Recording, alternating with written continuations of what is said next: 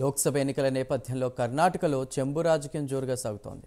ప్రధాని మోదీ కర్ణాటకకు ఖాళీ చెంబు ఇచ్చారంటూ శుక్రవారం కాంగ్రెస్ పార్టీ రాష్ట్ర కమిటీ అడ్వర్టైజ్మెంట్స్ విడుదల చేసింది. కర్ణాటకకు ప్రధాని మోదీ ప్రభుత్వం ఇచ్చిన కానుక చెంబు అంటూ కరువు, వరదల పరిహారం చెంబు, రైతుల ఆదాయం రెట్టింపు చెంబు, అందరి ఖాతాలకు 15 లక్షల జమ చెంబు అని ఆ ప్రకటనలో పేర్కొంది.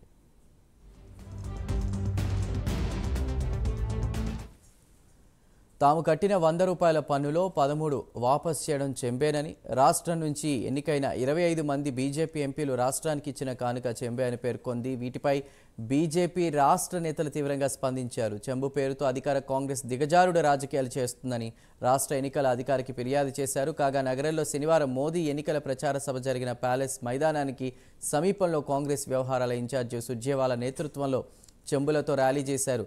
సీఎం సిద్ధరామయ్య ఇదే విషయమై మాట్లాడుతూ కర్ణాటకకే కాకుండా దేశమంతటికీ ప్రధాని చెంబు ఇచ్చారని సెటైర్లు విసిరారు.